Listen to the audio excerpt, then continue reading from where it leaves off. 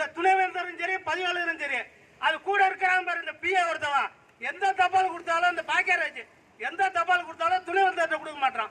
அவன் என்ன பண்றானா வாங்கி வச்சுக்கிறான். ஒரு நாள் துணைவேந்தரை பார்க்க போறப்ப என்ன சொல்றா, துணைவேந்தர் வந்து ஊருக்கு போயிட்டாருங்க அப்படின்றான். ஏன்னா துணைவேந்தர் 5 மணிக்கு வந்துட்டு 2 மணிக்கே துணைவேந்தர் ஊருக்கு போயிட்டாரு. 5 மணிக்கு வந்து போய் கேட்டா துணைவேந்தர் வீட்டுக்கு போயிட்டாருங்க 2 மணிக்கு இருந்தான். ஏன் உன்ட்ட கேட்டு அப்பாயின்மெண்ட் கேட்டு போனா நீ இது மாதிரி செய்யறான்னு கேட்குறான். இந்த 4500 பேர் டிப்டேஷன் போல முதல் ப்ரொமோஷன் கொடுத்தாங்க கவர்மெண்ட்ல. அந்த கவர்மெண்ட்ல இருந்துக்கு டிரைவரா ஓய்வு விட்டு டிரைவரா அவங்க கொடுத்தாங்க. அந்த டிரைவருக்கு போஸ்டிங் போய் கேட்டா நீ எப்படி போனியோ அப்படியே தான் நீ வச்சுக்கணும் அப்படின்னு கொடுக்குறாங்க. அதே மாதிரி எனக்கு செலக்ஷன் கேட்டு போய் கேட்டா அவன் கவர்மெண்ட்ல வந்து கொடுக்க தயாரா இருக்காங்க. அவங்க லெட்டர் எழுதி 3 தடவை அனுப்பிச்சிட்டாங்க.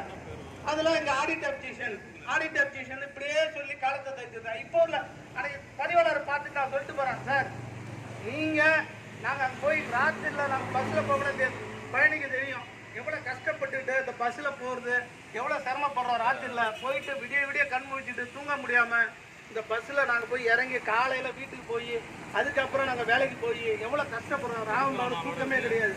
அடுத்த நாள் திருப்பி பொண்டாட்டி பிள்ளைய பார்க்க அடுத்த வெள்ளிக்கிழமை கிளம்பி இங்க வரோம். எவ்வளவு கஷ்டப்பட்டு சிரமத்துல இருக்கிறோம். எங்களை கொஞ்சம் கூட சிந்திச்சு பார்க்காம எந்த பண பயனும் கொடுக்காம அங்க போய் கேட்டா நீங்க யூனிவர்சிட்டியில கேளுன்றாங்க. யூனிவர்சிட்டியில கேட்டா கவர்மெண்ட்ல கேளுன்றீங்க. கவர்மெண்ட் யாரையா கேட்கறது? எவனும் ஒரு பயனும் பதில் சொல்ல மாட்டீங்க.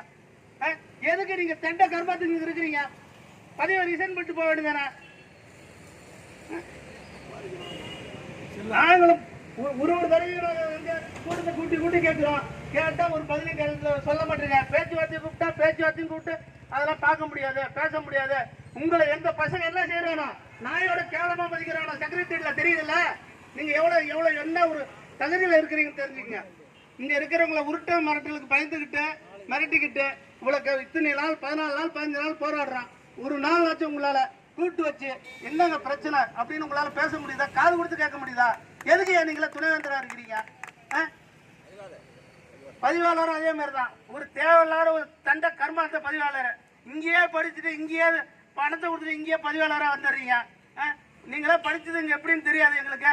நாங்களாம் உங்களை நீ படிக்க முடியல. நாங்களாம் பரீட்சைகளை பேப்பர் கொடுத்தாலும்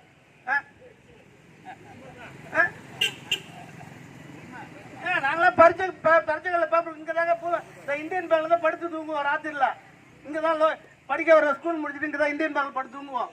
படுத்துட்டு காலையில போய் ஸ்கூலுக்கு போவோம். சண்டே லீவ் விட்டு அந்த எக்ஸாம் பேர்ல போய் பரீட்சைகளில் பேப்பர் கொடுப்போம். அந்த மாதிரிலாம் நாங்கள் இந்த பல்கலைக்கழகத்து பக்கத்தில் இருந்து நாங்கள் எவ்வளோ கஷ்டப்பட்டு இன்னைக்கு நல்ல வளர்ச்சியான பல்கலைக்கழகத்தை கெட்டு குடிச்சார் ஆகிட்டு நிற்கிறோம்ல. இவெல்லாம் துணைவேந்தரா பதிவாளர் ஆகணும்ல. எவ்வளோ பாருங்க அந்த பக்கத்தில் இந்த பில்டிங் எல்லாம் அப்போ வந்து வாட்ச்மேனே கம்மிங்க. நாளே வச்சு ஒரு காம்பஸ் வாட்ச்மேனு நைட்டில் சுற்றி வருவாங்க. செக்யூரிட்டியே இருக்க மாட்டாங்க. அவ்வளோ பராமரிச்சுட்டு இருந்தாங்க. இன்னைக்கு வாட்ச்மேனு நீங்கள் பார்த்தா ஒரு வாட்ச்மேனும் கிடையாது. எல்லாம் எங்க செக்யூரிட்டி அவங்களையும் வச்சுக்கு இப்போ டிப்டேஷன் போட்டுட்டீங்க. யாருமே கிடையாது. என்ன பிசிடி சார் போய் ஒரு துணைவேந்தர் ஒரு பதிவாளர் என்ன செய்யணும்? எந்தெந்த ஃபேசிலிட்டில என்ன குறைகள் என்ன நிறைவுகள் ஏதாவது பார்த்துருக்கீங்களா? நீங்க இதுவரையும் பார்த்துருக்கீங்களா? மக்கள் குறை ஒரு ஊழியர்களுக்கு ஒரு வாத்தியாரங்களுக்கு ஒரு அங்கே வேலை செய்யற ஸ்டூடெண்ட்ஸுங்களுக்கு என்ன பிரச்சனை நீ பார்த்து கேட்டிருக்கீங்களா? ஒண்ணுமே கிடையாது. தண்ட கர்வமா வந்து உட்காந்துக்கிட்டு இங்க வந்து இவ்வளவு நாள் 14 நாள் போராடுறோம்.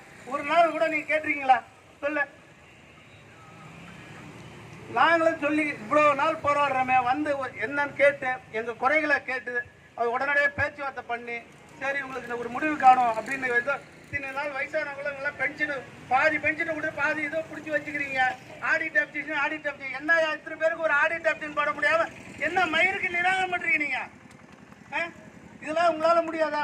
எல்லாம் இவங்க வேலை பார்த்த ஊழியர்கள் தானே. ரிட்டையர்ட் ஆகவங்கலாம் இவங்க பார்க்காத வேலையை நீங்க பார்த்துட்டீங்க. இவங்கள்ட்ட கூட உடனே முடிக்கிறாங்களா இல்லையான்னு கேளு. இந்த மாதிரி இருக்கவங்கள நீ தான் புதுசா ஆடிட் அப்ஜெக்ஷன் கவர்மெண்ட்ல இருந்து 10 பேரை வந்திருக்காங்க. உட்காந்துக்கிட்டு சோறு எல்லாம் போட்டுடுறீங்க. கேட்டா நான் கவர்மெண்ட்டுக்கு அனுப்பிச்சுட்டு இங்க கேட்டா கவர்மெண்ட்ல கேட்டா யூனிவர்சிட்டியில போகிறது கேட்கலன்றீங்க.